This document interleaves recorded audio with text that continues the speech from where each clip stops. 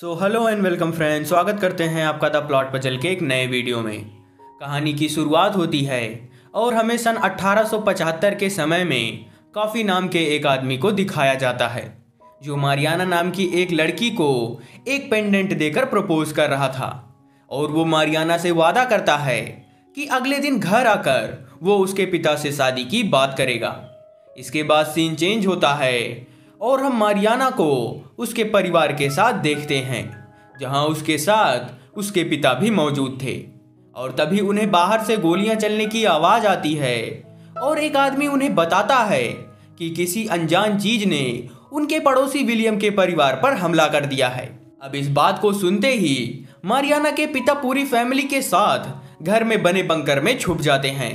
Mariana और उनका परिवार बहुत डरा हुआ था और तभी उन्हें किसी क्रिएचर की भयानक चीख सुनाई देती है और अगले ही पल वो क्रिएचर दरवाजे को तोड़ते हुए बंकर के अंदर घुस आता है। इसके बाद स्क्रीन ब्लैक हो जाती है और हमें सुनाई देती है तो बस मारियाना और उसके परिवार वालों की चीख है। अगली सुबह होते ही हम कॉफ़ी को देखते हैं जो मारियाना के घर आया हुआ था, लेकिन उसे वहां पर कोई भी नहीं दिखता, जिससे वो मारियाना के पड़ोसी विलियम के घर जाता है। लेकिन अंदर जाते ही वो देखता है कि विलियम का घर खून से सना हुआ है। अब इस भयानक नज़ारे को देखकर कॉफ़ी बहुत घबरा जाता है और वहां से बाहर आ जाता है, जहां बाहर उसे क्ले नाम का आदमी दिखता है जिसे कॉफ़ी अब तक घटी सारी बातें बता देता है। और तब क्ले घर के अंदर आता है और आसपास की चीजें देखने के बाद कॉफ़ी को बताता है कि यह नेटिव इंडियंस का काम है और उन्होंने ही विलियम के पूरे परिवार को मार डाला और मारियाना के परिवार को यहां से अगवा कर ले गए। दरअसल उस वक्त नेटिव इंडियंस में ऐसी लड़ाई होती रहती थी क्योंकि डार्क इंडियंस और आयरिश एक दूसरे को पसंद नहीं करते थे और इसीलिए क्ले को यह नेटिव इंडियंस का काम लग रहा था।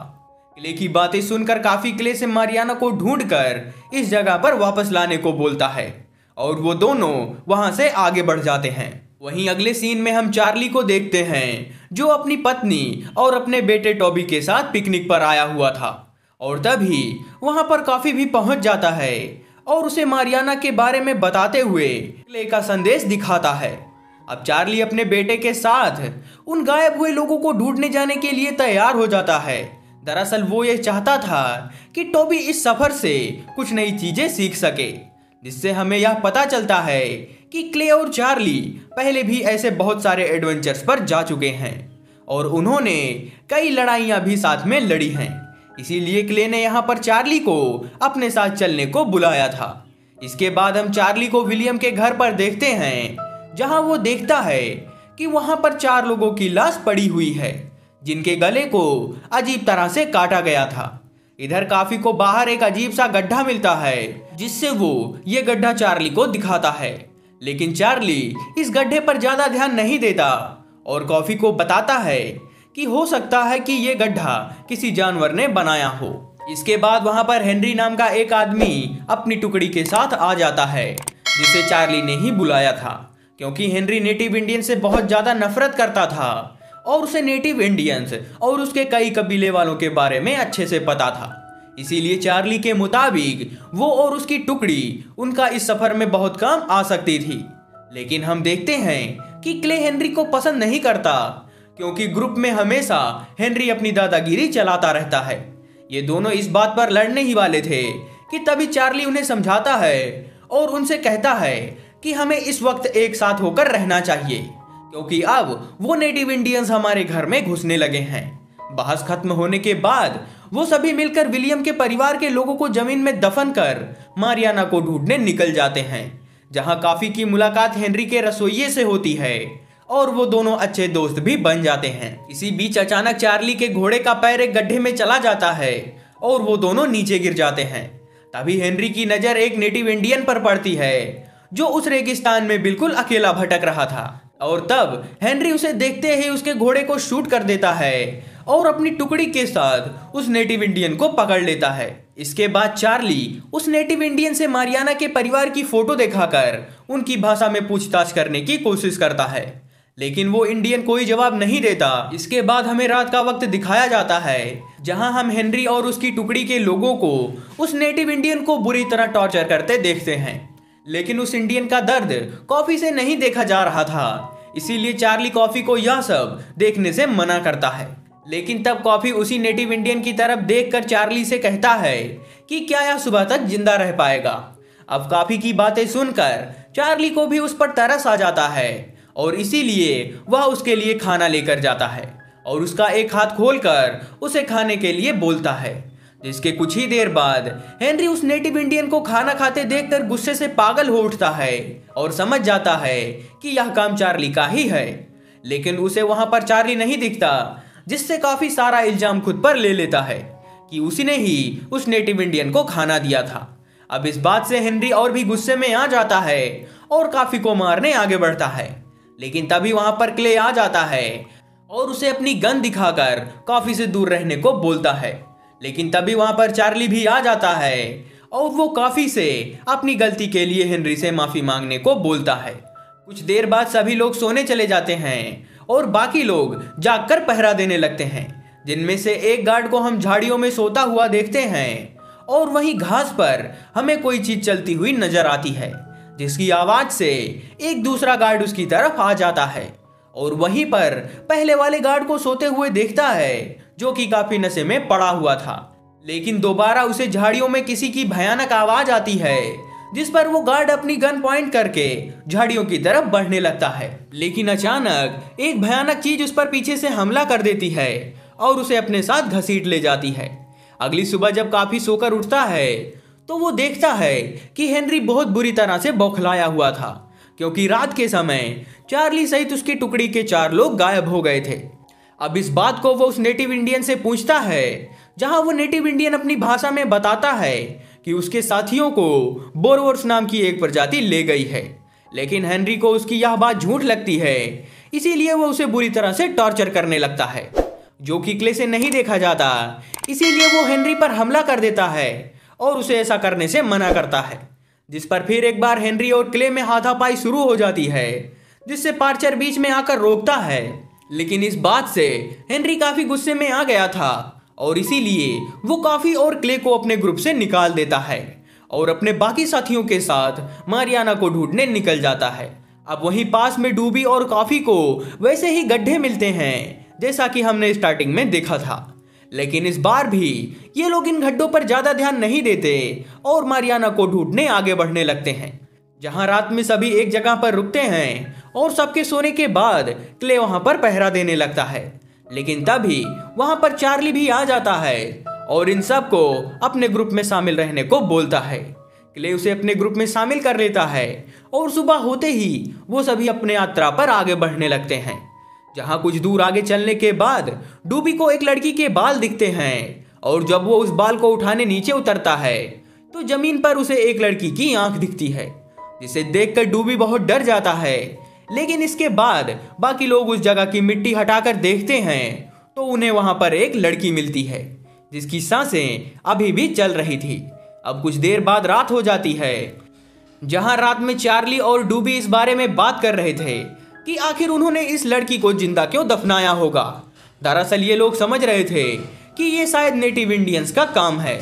अगली सुबह चार्ली डूबी से उस लड़की को लेकर किसी लिंकन फार्म की जगह पर जाने को बोलता है और उसे यह भी बताता है कि जब हम लोग वापस लौटेंगे तो तुम्हें अपने साथ ले जाएंगे। इसके बाद डूबी लड़की को अपने साथ लेकर वहां से निकल जाता है और चार्ली सहित बाकी लोग एक जंगल के रास्ते आगे बढ़ने लगते हैं। लेकिन अंदर आते ही कॉफी को एक नेटिव इंडियन दिख जाता है और बिना कुछ सोचे कॉफी उस पर गोली चला देता है। लेकिन इस बात पर क्ले कॉफी को ऐसा करने से रोकता है, क्योंकि कॉफी की इस बेवकूफ़ी की वजह से अब नेटिव इंडियंस उन्हें यहाँ से जिंदा वापस नहीं जाने देंगे। और कुछ देर बाद ऐसा ही होता है, क्योंकि अब एक गोली क्ले को लगती है, जिससे उसकी वहीं पर मौत हो जाती है। उसके बदले चार्ली उनमें से एक नेटिव इंडियन को मार डालता है, जिससे बाकी इंडियंस वहां से भाग जाते हैं। वहीं दूसरी तरफ डूबी रात बिताने के लिए एक जगह पर रुकता है और तभी कोई अनजान जीव उसके गले पर एक कट लगाकर उनमें किसी तरह का जहर डाल देता है, जिससे डूबी वहीं पर बेहोश हो जाता है और वो जीव उसे घसीटकर जमीन में गाड़ देता है, जहां हम बस उसकी एक उंगली को हिलते हुए देख पाते हैं, जैसा उस लड़की की उंगली भी हिल रही थी। वहीं देर रात होते ही चार्ली और बाकी सब उस जगह को आग लगाकर वहां से आगे बढ़ जाते हैं और एक सुरक्षित जगह पर आकर रात बिताने का फैसला करते हैं, जहां पर पार्चर पहरा देने का डिसाइड करता है। और कुछ देर बाद जब कॉफी की आंख खुलती है तो वो और चार्ली देखते हैं कि पार्चर वहां से गायब है। और तभी अचानक से उन्हें पार्चर के चीखने की आवाज आती है, जहां आवाज का पीछा करते हुए जाने पर काफी बहुत सारे बोरोवर्स को देखता है, जो किसी तरह के बहुत ही घिनौने मॉन्स्टर थे। अब उन बोरोवर्स के देखते ही चार्ली उन पर गोलियां बरसाना शुरू कर देता है और काफी बड़ी मुश्किलों के साथ पार्चर की जान बचा लेता है। और अब यहाँ हम साफ देख पाते हैं कि पार्चर के गले पर भी वैसा निशान बना हुआ है जो डूबी के गले पर और उन बाकी लोगों पर भी बना था जो विलियन की फैमिली में मारे गए थे। अब अपनी आंखों से यह सब देखने के बाद इन लोगों को भी यकीन हो जाता है कि यह सब नेटिव इंडियंस का नहीं बल्कि इन बोरोवर्स का काम है। इसीलिए वो सभी वापस लौटकर डूबी के पास आ जाते हैं, जहां पहुंचकर वो देखते हैं कि वह लड़की बिल्कुल ठीक हो गई है, लेकिन डूबी वहां से गायब है। यहाँ वो लड़की अपनी भाषा में उन्हें बताती है कि बोरोवर्स डूबी को ले गए और मेरे परिवार वालों को भी उन्हीं बोरोवर्स ने मार दिया। वो लड़की इन्हें यह भी बताती है कि बोरोवर्स पहले जंगली भैंसों का शिकार करते थे, लेकिन उस जगह पर इंसानों ने शिकार करना शुरू कर दिया और धीरे धीरे जंगली भैंसें खत्म हो गई और इसी कारण वो मॉन्स्टर अब इंसानों का शिकार करने लगे।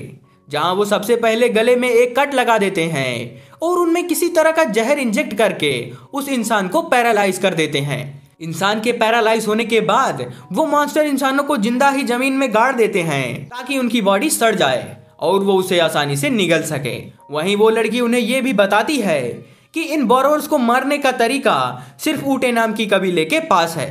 अब इस बात को सुनकर ये सभी उसी कबीले के पास जाने का फैसला करते हैं, लेकिन अब धीरे धीरे पार्चर की तबीयत खराब होने लगती है और उसके शरीर को भी लकवा मारने लगता है, जिसका मतलब था कि अगर पार्चर को जल्द ही दवा नहीं मिली तो उसकी जान भी जा सकती थी। कुछ देर बाद रात हो जाती है और दोबारा इन सब पर बोरोवर्स का हमला हो जाता है।